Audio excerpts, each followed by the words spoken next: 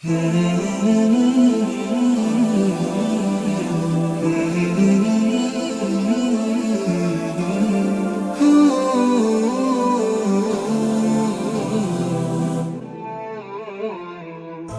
يجدد في المدى. Bismillahirrahmanirrahim. Assalatu wassalam ala asyraf salin wa ala alihi wa sahbihi ajma'in, amma ba'd. Assalamualaikum warahmatullahi wabarakatuh. Mga kapatid sa Islam, nandito naman po tayo para magbigay ng Islamikong pagpapayo sa Surah Hujurat. Alhamdulillah, umabot na tayo sa Hujurat. Sinabi ng Allah subhanahu wa ta'ala, A'udhu billahi minasyaitanir rajim. Ya ayyuhalladhina amanu in ja'akum fasikum binaba'in fatabayyanu an tusibu qauman bijahala fatusbihu ala ma fa'altum nadimin. Sa sinabi ng Allah subhanahu wa ta'ala, o kayo mga sumampalataya, kung merong dumating sa inyo na masamang tao na may dalang balita, kung gayon ay dapat ninyong suriin, marahil matatamaan ang isang pangkat dahil sa kamangmangan at saka magsisisi kayo sa inyong mga nagawa. Diyan sa sinabi ng Allah subhanahu wa ta'ala, mga kapatid, yan po ang pundasyon ng pagkuha ng balita. Allahu Akbar. Kasi ang Islam, alhamdulillah, tinuruan tayo ng mga magandang aralin, alituntunin, pamamaraan ng buhay. Isa na rin dito kung paano po tayo kukuha ng impormasyon, ng kaalaman, balita, datos o ano pa dyan na kailangan suriin talaga, kapatid. Itong talata na ito, mayroong tinatawag tayong asbabun nuzul. Na si Walid ay inutusan ni Prophet Muhammad SAW na pumunta doon sa mga Banu Mustalik. Kaya si Walid, mga kapatid, pinuntahan niya ang mga tribo ng mga Banu Mustalik. At ang pinuno nila doon ay si Harith bin Dirar al-Khuzai. Tatay yan ni Juhayriyah na asawa ng mahal nating propeta Muhammad SAW.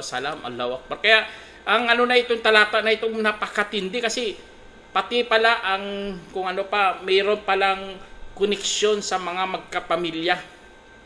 Mayroon talagang kwento kung saan dapat nating alamin, kasi inutusan si Walid bin Uqbah bin Abi Mutayt na kumuha ng zakat doon. At si Walid pumunta nga doon para kolektahin ang kanilang mga zakat. Kasi ang zakat, mga kapatid, sa Islam ay obligasyon talaga yan. Kailangan mo talaga magbigay. Kaya may mga alituntunin din diyan. Kung sa pera 2.5 lang. Sa kambing, dapat ang kambing mo marami. Dapat umabot sa may mga talaga, may bilang talaga, katulad sa kamilyo kung 5, dapat magpalabas ka ng isang tupa. Kaya may mga numero talaga yan. Kaya kailangan magpalabas ng zakah sa Islam. Katulad sa gagawin sana ni Harith bin Dirar al-Khuzai. Kasi nag-pledge na siya, nag-Muslim na siya. Pumasok siya sa Islam, ang mga Banu Mustalik. Sa time na yon, pumunta nga doon si Walid. At si Walid, nakita niya may mga tao nagtipon-tipon. Subhanallah, sa sobrang kaba niya, hindi siya nagpakita. Iniwan niya. Umalis siya. At nagsumbong pa kay Prophet Muhammad SAW. Sabi niya, Rasulullah, may mga tao doon nag-aabang sa akin na gusto akong patayin. Subhanallah, tingnan yung balita. Gusto siyang patayin. At ayaw nila magbigay ng zakah. Kaya nagalit ang Propeta Muhammad SAW. Tignan nyo, sa time na yun, kwento na yun, ang balita na yun, na ganon ang naidulot sa propeta, naggalit ang propeta. At nag-ipon siya, inipon niya mga tao at magpapadala sana siya ng hukbo. Tignan nyo, didigmain talaga ni Prophet Muhammad dahil sa maling balita na umabot sa kanya. Kaya sa time na yon, palakad ng mga hukbo papunta na doon. Tapos si Harith nagtaka rin, bakit walang dumating sa atin na mensahero na kukuha sana ng ating zakah? Kaya ginawa ni Harith bin Dirar al-Khuzai, tinawag niya kanyang mga kasamahan at pupunta sila sa propeta. Gusto niyang alamin ang balita. Sa time na nasa daan na sila, nakita na nasa lubong niya ang mga hukbo. Tinanong siya ng mga hukbo, tinanong pala sila ni Harith, saan ang lakad nyo, saan ang pakay nyo? Ang sagot niya, sa'yo. Nagtanong siya, bakit? Kasi umayaw ka sa pagbibigay ng zakah. Kaya si Harith, mga kapatid, subhanallah, kung hindi lang pumunta doon si Harith, kawawa talaga, didigban sila ng propeta. Kaya pinuntahan niya si Prophet ng Salam. Kinausap niya. Nag-usisa talaga siya. Anong nangyari? Tinanong siya ng propeta, pinagbawalan mo ba ang aking mensahero na pumunta sa iyo para kunin yung zakah? Sabi niya, ya Rasulullah, hindi ko man lang yan siya nakita. Subhanallah. Nagbalita lang talaga mali-mali. Hindi ko man siya nakita doon. Nag-abang nga kami doon. Kaya dahil doon, mga kapatid, natakot si Harith bin Dirar kasi baka nagalit ang propeta hanggang bumaba ang talata na ito. Allahu Akbar. Napakaganda, mga kapatid, kasi dahil sa kwento na yan, binabaan sila ng Quran. Kaya ang propeta salam, siya parang kinukorek pa siya ng Allah subhanahu wa ta'ala. Napansin ang kanyang kamalian na dapat ikaw sumuri ka muna. Kaya sa Islam, mga kapatid, napaka-importante talaga basta balita, suriin masyado. Kahit sa mga hadith natin, sa hadith, subhanallah, kapag ang mga narrators hindi kilala, tinatawag ka agad na majhul yan. Majhul, ibig sabihin majhul, hindi alam. Baka nagbabalita dyan, hindi mo alam, baka masamang tao pala. Kaya napakatindi natin sa mga balita. Ginamit talaga natin sa Islam, ginamit natin sa hadith, ginamit natin pati sa Quran, ginamit yan. Na dapat ang mga balita umabot sa atin ay dalisay, dapat malinis. Na dapat ang mga narrators kilalang kilala. Dapat alam mo yan, sino yan sila, saan siya nanggaling, sino pamilya niya, saan siya nag-aral. Kaya napakagandang na ito, mga kapatid, naging pundasyon ng ating buhay ito. Pag kumuha tayo, hindi katulad sa panahon natin kahit fake news. Naniwala ka. Alam naman natin ngayon, mga fake news ngayon, subhanallah, naging high-tech na. Picture lang, kaya niyang paggalawin, gagawin niyang video pa. Kaya mag-ingat kayo, mga kapatid. Lalo na ang Islam nagtuturo sa atin na dapat suriin talaga masyado ang balita. Kaya sa pagbabalita, mga kapatid, yun, suriin. Katulad sa sinabi ng Allah dito, dapat ninyong suriin. Kasi nga, ang dahilan dyan, matatamaan ang isang pangkat dahil sa kamangmangan. At saka magsisi kayo sa inyong mga pinanggagawa. Kaya dahil doon tayo nagkaroon ng idea.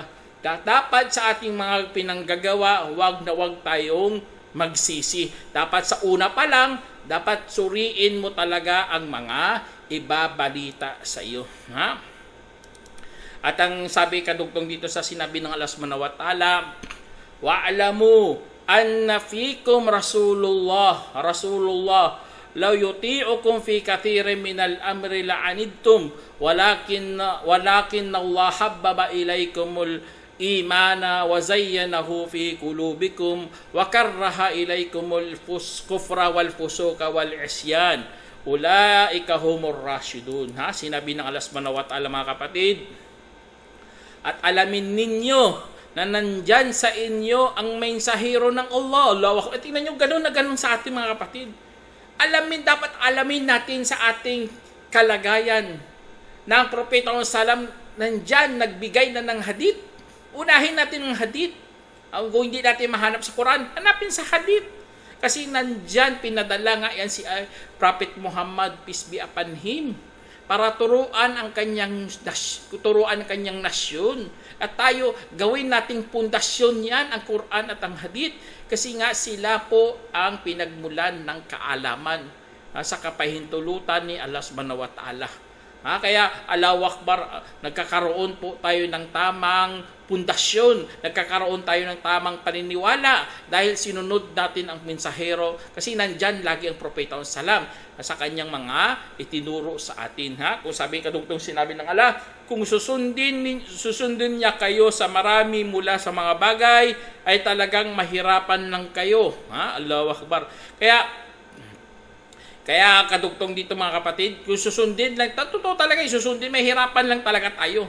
Kaya ang Allah subhanahu wa ta'ala inutos sa atin sundin talagang mensahero. Hindi ang mensahero susunod sa atin. Hindi patulad sa ating panahon, tingnan nyo sa panahon natin, sinunod ng tao kanilang gusto. Kaya magkakaroon talaga ng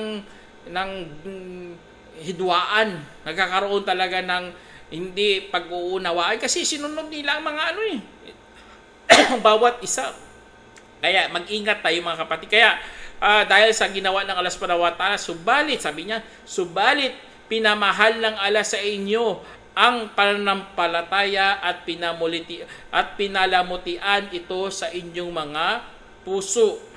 Kaya dahil doon mga kapatid, sa ating pagsunod, dahil sa ating iman, dahil sa ating pananampalataya, dahil tayo sumunod tayo kay Allah, nagiging maganda, nagiging palamuti po ito sa ating mga pananaw. Allahu Akbar. Kaya mapapaluha ka talaga minsan sa ganda ng iyong sinunod, sa ganda ng batas ng Allah subhanahu wa ta'ala, pati sa loob ng iyong mga puso mga kapatid, ramdam na ramdam mo talaga ang iyong paniniwala. Kasi nga nilagyan ng Allah subhanahu wa ta'ala ng palamuti. Pinalamutian niya talaga mga kapatid. Kaya alhamdulillah. Tapos ano sinabi ng Allah?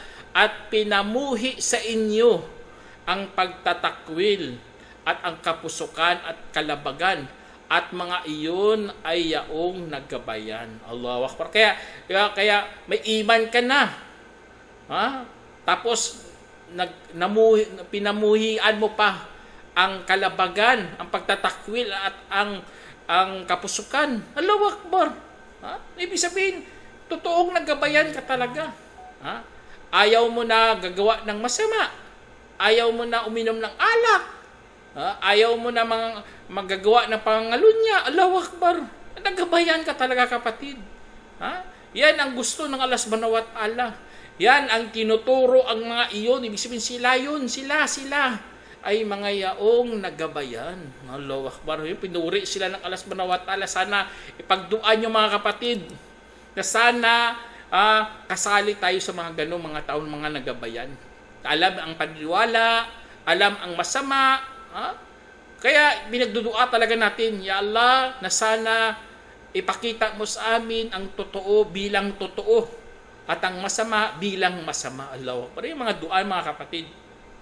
Kaya mayroon pa sinabi si Allah kadugtong dito, fadlam minallahi wa ni'mah wallahu alimun hakim. Sabi ng Allah subhanahu wa ta'ala, bilang pabor mula kay Allah at biyaya, at ang Allah ang maalam na marunong. Kaya tingnan nyo pagkasabi ng Allah, pabor pala lahat ito ng Allah. Binigyan po tayo ng pahintulot na sambahin si Allah subhanahu wa ta'ala. Tingnan nyo, pabor talaga lahat mga kapatid. Binigyan pa tayo ng propeta, pabor talaga para sa atin, para madalisay po tayo, para magkaroon tayo ng isang hangarin, para makapasok tayo sa paraiso. Tingnan nyo, pabor ng Allah subhanahu wa ta'ala. Kabutihang loob na pinagkaloob ng Allah sa atin. Kasi nga, sa totoo lang, Allah kasi ay marunong. Siya ang marunong. Siya ang maalam. Tingnan nyo, maalam na marunong pa. Alam niya lahat. Tapos ang marunong, ibig sabihin, alam na alam talaga ng Allah subhanahu wa ta'ala. Siya ang nakakabatid talaga. Kaya, ganun ang pabor ng Allah subhanahu wa ta'ala. Ha? Kaya dito sa sinabi ng Allah subhanahu wa ta'ala sa ibang talata na naman, sabi niya, wa in ta'ifatani minal mu'minina fa aslihu bainahuma fa in bagat ihdahuma 'alal ukhra faqatilul lati tabghi hatta tafi'a ila amrillah wa aslihu bainahuma bil adli wa aqsitu innallaha yuhibbul muqsitin. Sinabi ng Allah subhanahu wa ta'ala, mga kapatid, at kung ang dalawang pangkat ng mga manampalataya ay nagpatayan, kung gayon ay iyong ayusin ang kanilang pagitan. Tingnan nyo, ganun na ganun po talaga tayo, bro. Hindi tayo mahilig sa digmaan. Hindi tayo mahilig sa gera. Kailangan peace talaga, magkaroon ng kapayapaan sa lahat. Kaya kung mayroong patayan, example, hindi mo maiwasan ito eh. Ang patayan na ito, kaya ang utos sa atin, ayusin kaagad. Bigyan kaagad ng peace panel. Kailangan ayusin ang kanilang pagitan. Kaya sa time ng mga digmaan, sa time ng mga sahaba, nagkaroon talaga ng peace panel. Nagkaroon talaga, katulad ginawa ni Hasan, anak ni Prophet Muhammad, ang apo ng Prophet Muhammad Salam, anak ni Ali. Ano yan talaga eh. Pinigilan nilang digmaan. Ayaw talaga ng digmaan, mga kapatid, sa Islam. Kaya utos talaga ng Allah na inyong ayusin ang inyong pagitan. Kaya pero meron pa rin lumalabag, sabi dito, at kung ang isa sa kanila ay lumabag sa iba, kung gayon ay iyong digmain ang yaong lumabag hanggang sa babalik sila sa utos ng Allah. Grabe talaga, mga kapatid. Napakatindi talaga ng ng Allah subhanahu wa ta'ala, na alam mo naman bawal, tapos lalabag ka pa. Kaya parusa kasi, kaparusahan para to sa kanila. Kasi hindi sila nakikinig eh. Kaya inutusan sila na kailangan bumalik sila sa utos ng Allah subhanahu wa ta'ala. At kung bumalik ay iyong ayusin ang kanilang pagitan ng may katarungan. Allahu Akbar. May katarungan ulit, mga kapatid. Hindi pwede na bumalik lang na pabayaan sila o kaya lalabagin. Dapat meron ding katarungan. At maging makatarungan kayo. Katulad, isang po lang, nakapatay siya. Siyempre, sa atin, dugo sa dugo, yun eh. Yun ang pagitan ng may katarungan. Hindi pabayaan na lang, ikulong na lang. Siyempre, gagalit na naman yan eh. Uulitin na naman yan. Kaya kaya dapat ayusin na merong katarungan. Sa katunayan, iniibig ng Allah ang mga makatarungan. Yun ang mga ng Islam, mga kapatid. Nag-uutos talaga tayo ng kapayapaan, nag-uutos tayo, nag-aakay tayo sa katarungan. Hindi pwede na pabayaan lang ang bawat isa. Tapos sagot ng Allah subhanahu wa ta'ala, ang dahilan ng lahat na ito. Sinagot mismo ng Allah subhanahu wa ta'ala, sabi niya, innamal mu'minuna ikhwa fa aslihu baina akhawaykum wattaqullaha la'allakum turhamun. Sabi ng Allah subhanahu wa ta'ala, sabi niya, ang tanging mga magkapatid ay ang mga mananampalataya. Allahu Akbar. Ang tingnan niyo, ulitin ko, ang mga tanging mga magkapatid ay ang mga mananampalataya. Sila mga tunay magkapatid. Kaya ipag-ayos ninyo ang pagitan ng dalawa ninyong magkapatid at katakutan ninyo si Allah, baka sakali kayo'y kaawaan.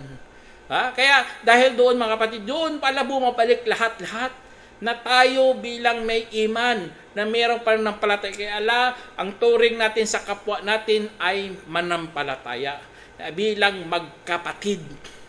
Magkapatid po tayo sa pananampalataya. Kaya dapat ayusin talaga magkapatid, hindi pwede pabayaan lang. Sampula lang sa lupa, dapat ayusin kaagad yan sa lupa na hindi pabayaan.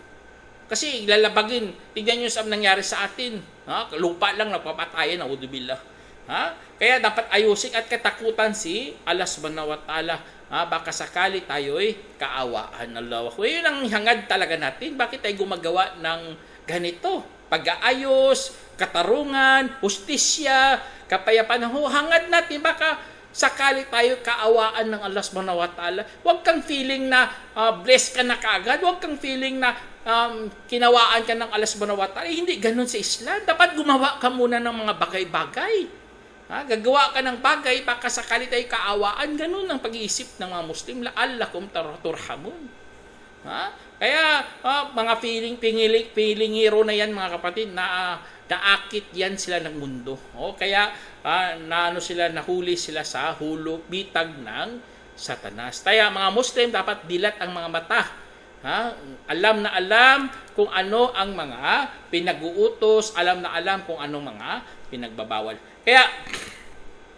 Kaya katugtong ng sinabi ng Allah subhanahu wa ta'ala mga kapatid, sabi niya, ya ayyuhalladhina amanu la yaskhar qaumun min qaumin asa an yakunu khairan minhum wala nisaun min nisa'in asa an yakunna khairan minhunna wala talmizul anfusakum wala tanabazu bil alqab wa bi'sal fusuq bi'sal ismul fusuq ba'da il iman wa man lam yatub fa ulaika humudz zalimun. Sinabi ng Allah subhanahu wa ta'ala, sabi niya, o mga yaong sumasampalataya, huwag lalaitin ng isang pangkat ang iba pang pangkat.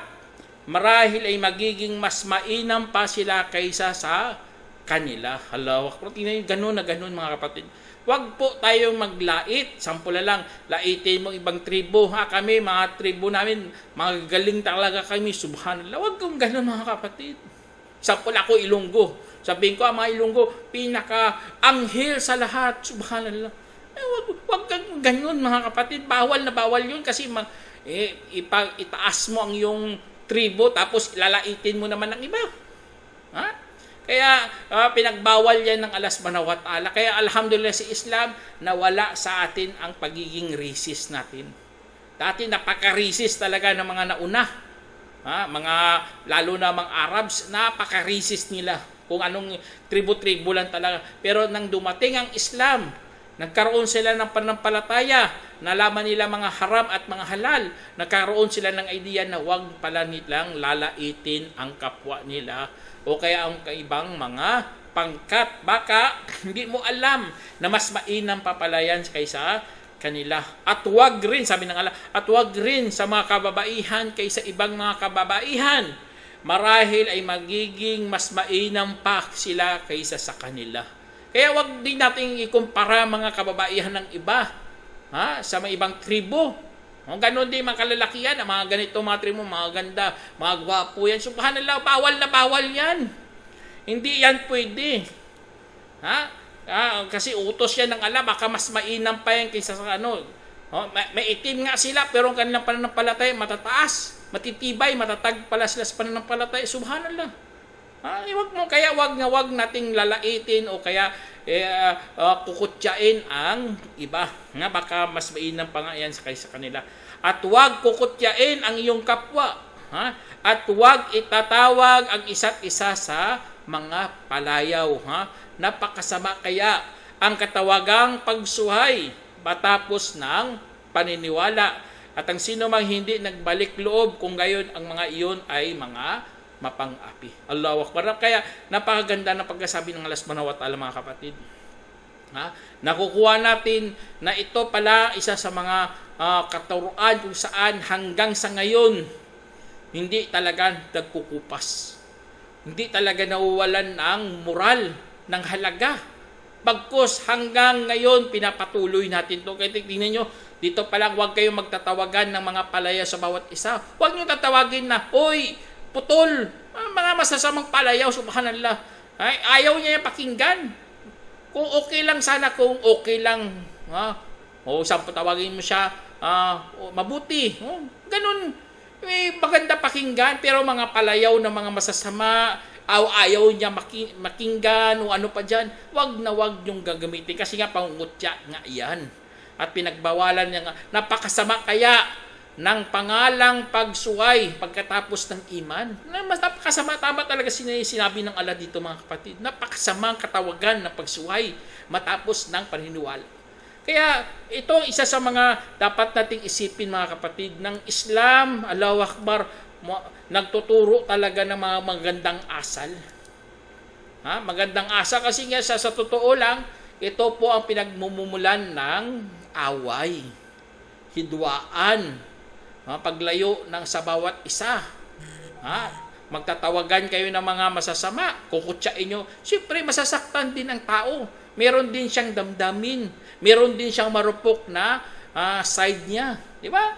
Makakarinig lang yan ng sasama na kagad ang loob niya, magtatampo. Hindi na kagad magpapakita. Lalayo na lang. Subhanallah, ayaw natin yan mangyari. Kung ayaw mo mangyari sa sarili mo, ayaw din yan ng iba. Kaya si Allah subhanahu wa ta'ala, naunahan na tayo, pinagbawalan na tayo gagawa ng mga ganitong mga bagay, mga pangutya, alam naman natin kukutya katulad sa time ni Aisha radhiyallahu anha. Si Aisha, kinutya niya ang kanyang naasawa ng Propeta Salam na si Safiya na lang siya, pandak. Ginanyan lang nga yan, kamay lang ginamit niya simbolo, sign lang, sign. Nagalit ang Propeta Salam. Sinabihan pa siya, kung nilagay yan sa sinulid, ang ginawa mo at nilagay sa karagatan, talagang babaho ang karagatan. Subhanallah. Ganun mga kapatid. Kasi asawa yung Propeta Salam, upos kukutsain mo ng ganun. Iba ang kanilang kalagayan kaysa kalagayan ng ibang tao. Kaya dahil doon mga kapatid, yan isa sa mga dapat nating unawain. Na ito, mga bagay na ito ay magandang katuruan talaga ng Islam. Kasi nga sa totoo lang na wala talaga ang racist. Sa time ni Prophet Salam, mga gumagawa ng racist, pinagsasabihan niya talaga Sample lang si Bilal, inapakan ng ibang tao. Sinabihan lang ng Prophet Salam, magsising-sisi kagad. Allahu Akbar. Talagang nagbago talaga ang tingin ng mga tao sa time ng Islam. Hindi katulad ng ibang mga nasyon na tingin talaga nila sa kanilang mga lahi, matataas talaga. At ang iba, mababa masyado. Meron pa silang mga baitang. Kung ganung baitang mo, alipin lang talaga tingin mo. Pero sa Islam, hindi ganun. Tingnan nyo si Ata bin Rabah. Isang alipin pero natuto ng Islam. Naging napakalaking alim sa panahon nila. Naging malaking alim ng mga tabiin.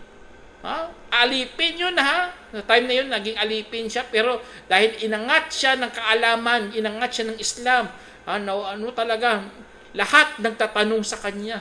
Hindi na siya tinuturing na alipin mga kapatid, isa sa mga alim ng Islam. Kaya ganun na ganun. At si Ata din. Sino pa dyan ng mga malalaking ulama natin. Kaya yun, basta natuto ka ng Islam, kaya huwag natin kutsain mga, baka alam naman natin ang mundo parang parang gulong. Sa ngayon, sa taas ka, sa sunod na araw, nasa baba ka. Kaya, kung pangungutya mo yan, baka babalik lang sa iyo yan. O kaya, ipagdua ka pa ng masama, subhanallah, sinasabi natin kinarma siya. Kasi, ang nangyari kasi, pinagdua talaga siya ng masama. Kasi, inapi mo yan Kinutya mo pang api yan. At nagdua kay Allah subhanahu wa ta'ala. Kaya tuloy, tinanggap ng Allah kanyang dua. Kaya, auzubillah, sana wag tayong ganun mga kapatid. Nakakatakot kaya ipagdua tayo ng mga naapi natin. Tapos naging totoo, subhanallah. Kaya, ingat-ingat po tayo sa mga ganitong mga pangyayari. Sana meron kang napulutang aral mga kapatid. Hanggang dito na lang. Assalamualaikum warahmatullahi wabarakatuh.